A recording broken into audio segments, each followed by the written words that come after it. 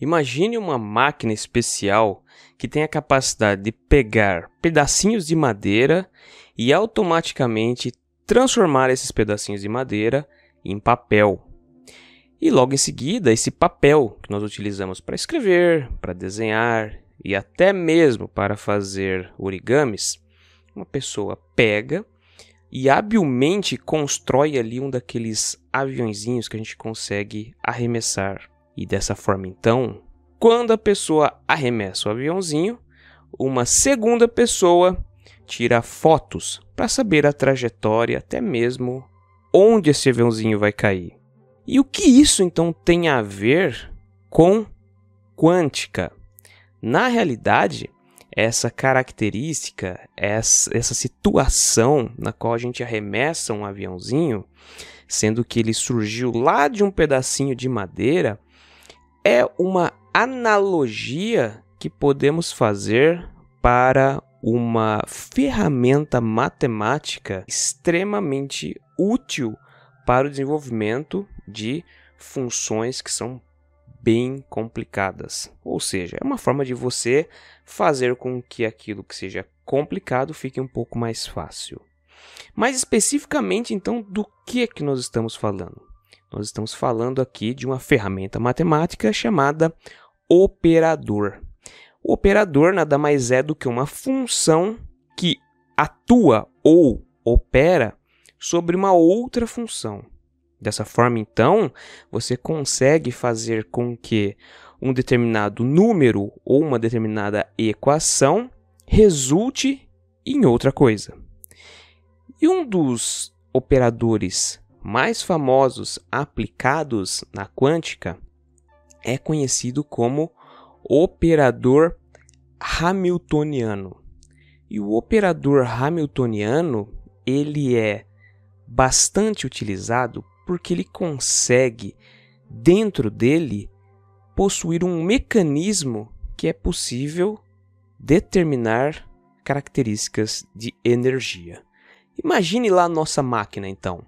É como se nós olhássemos essa máquina em funcionamento e quando nós abríssemos ela, nós iríamos conseguir ver todo o mecanismo dela por dentro, ou seja, todas as peças, todos os materiais que são capazes de fazer com que pedaços de madeira se transformassem em papel. Quando nós abrimos o operador, ou seja, no caso, essa função que faz com que uma determinada informação se transforme em outra, ali dentro do operador, especificamente hamiltoniano, você vai ter informações relacionadas então com a energia cinética do sistema e sua energia potencial. Ou seja, o hamiltoniano, esse operador, ele tem a capacidade de fornecer para um sistema aspectos relacionados com a própria energia a qual o sistema está trabalhando, está sendo submetido. Uma vez que você tem os dois tipos de energia possível que eles se encontram, no caso, a cinética e a potencial. E no que a gente pode utilizar, então, esse operador matemático? Em que ele pode ser útil, já que especificamente ele trabalha com características de energia? Ele pode ser útil para que a gente consiga calcular aspectos de um sistema quântico. E que aspectos que são esses? Podemos dizer que todas as informações possíveis que um sistema quântico possa nos trazer. Lembra que eu falei que uma pessoa começa a fotografar a trajetória do aviãozinho? Então, ali, cada uma das fotografias, cada um daqueles frames gerados, eles vão se caracterizar como sendo estados quânticos. Então, o que nós temos em toda essa analogia? Nós temos a nossa máquina, que é capaz de gerar papel, ou seja, ela pega uma informação que é a madeira, opera sobre essa madeira e consegue gerar uma outra informação, que no caso seria o papel. Em seguida, uma outra pessoa pega esse papel, dobra-o, faz um aviãozinho e arremessa-o. todo o processo de pegar o papel, dobrar, até mesmo arremessá-lo até chegar no ponto final, nós podemos caracterizar isso como estados quânticos. O estado quântico total seria todo o processo em que você tem do papel no estado esticado dele, o estado inerte, até no processo em que ele é um aviãozinho, que ele está chegando no ponto final. Então, dentro desse processo total, a gente tem diversos frames que foram fotografados pela segunda pessoa. Cada um desses frames, então, é um estado quântico. Sendo assim, nós temos ali uma caracterização que pode ser chamada de caracterização temporal do nosso sistema. Isso quer dizer que a cada instante nós temos um determinado estado quântico que possui uma energia específica aplicada a ele. Ou seja, nós temos ali uma energia oriunda do nosso Hamiltoniano que opera sobre esses estados quânticos, esses momentos específicos que nós temos através da fotografia desse aviãozinho. Então, nós temos ali um sistema bastante complexo, em que eu posso saber a energia e, ao mesmo tempo, posição, posso saber como estava a dobradura do papel, posso saber como estava o deslocamento dele, se ele estava numa trajetória linear ou parabólica. Isso quer dizer o quê? Isso quer dizer que eu tenho todas as informações do sistema aplicando o Hamiltoniano e essa característica especial que nós estamos falando aqui, que tem todas essas informações de momento, ou seja, características temporais do nosso próprio sistema. Essa caracterização que nos dá todos esses momentos, essa cronologia, nós chamamos de função de onda. E a função de onda ela é representada pela letra grega psi. E ela vai trazer, então, todas as informações cronológicas operadas pela energia. Sabendo a energia do sistema e sabendo a função de onda, nós podemos caracterizar um sistema por completo. Ou seja, nós podemos falar de uma estrutura molecular e ali, do cálculo da função de onda e da energia do sistema, nós podemos, por exemplo, determinar como que é o tipo de ligação que ocorre entre os átomos que formam aquela molécula. Nós podemos determinar, por exemplo, quanta energia existe nas interações intermoleculares. Nós podemos determinar, por exemplo, se o sistema é gasoso, líquido, sólido. Nós podemos determinar qualquer característica do sistema. E essa, então, é a chamada equação de Schrödinger. Erwin Schrödinger foi um físico austríaco nascido em 1887, lá em Viena. No início do século XX, ele gerou uma grande novidade dentro da física, especificamente do pessoal que trabalhava com quântica, trazendo uma nova caracterização de um sistema atômico. No caso, ele começou a trazer a ideia de que nós poderíamos trabalhar com ideias probabilísticas em torno de um sistema.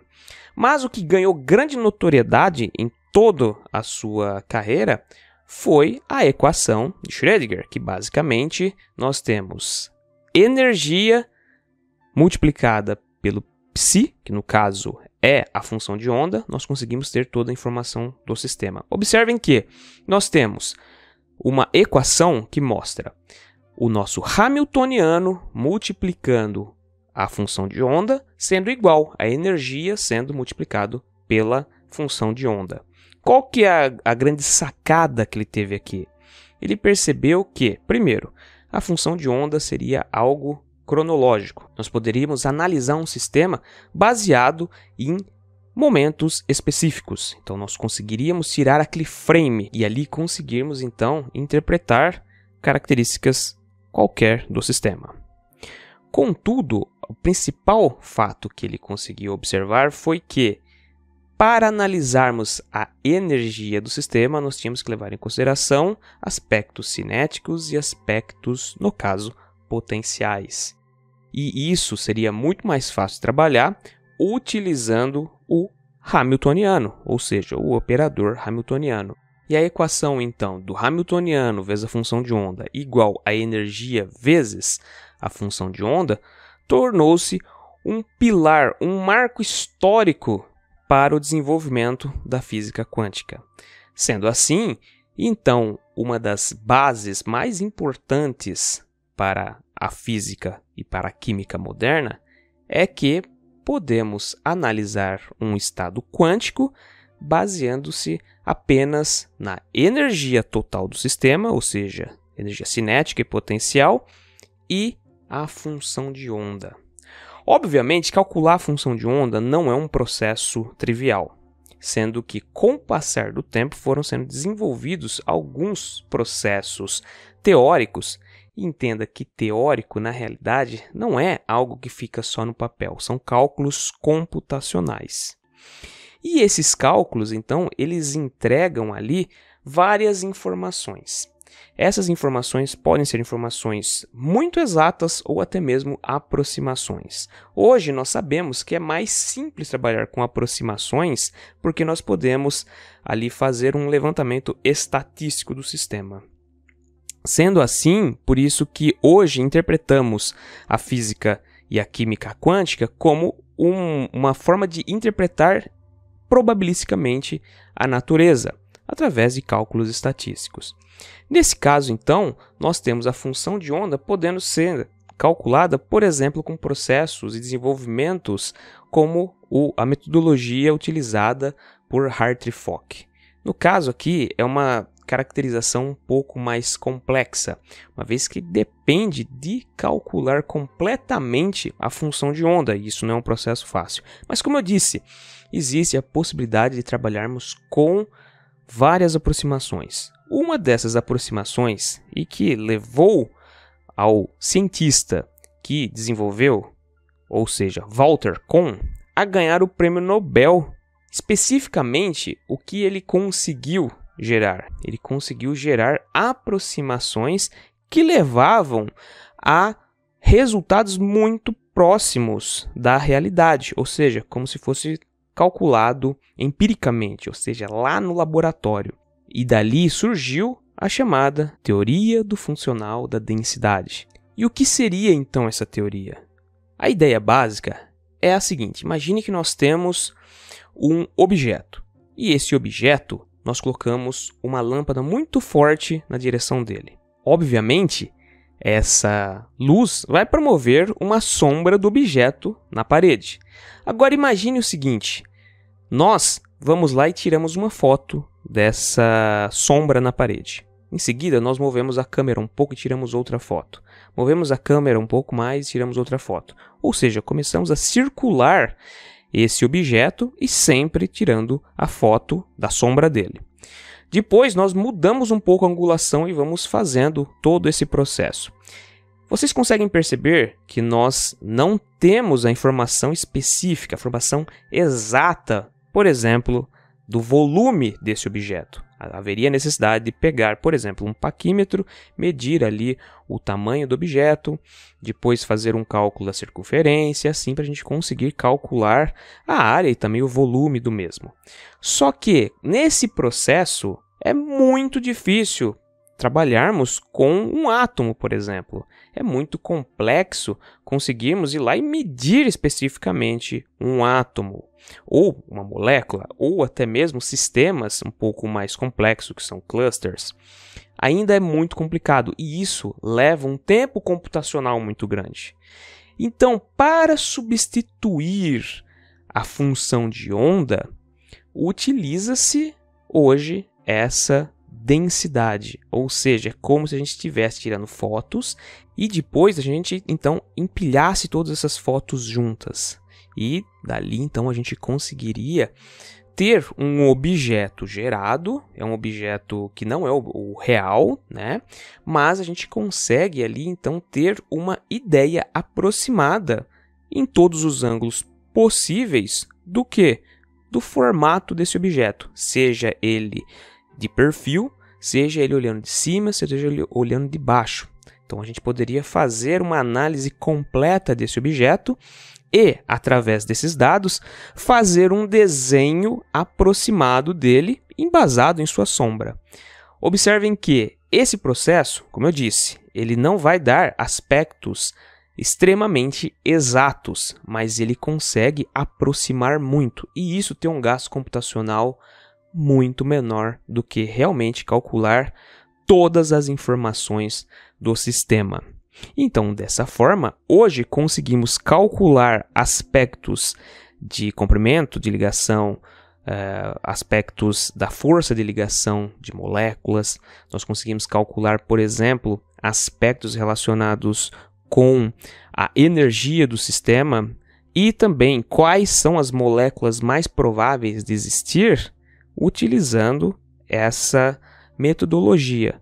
Mas, obviamente, todo esse desenvolvimento científico iniciou-se lá atrás com uma equação que é muito elegante, muito simples, mas que tem uma quantidade de informação científica gigantesca por trás. A equação de Schrödinger, ela é um marco histórico.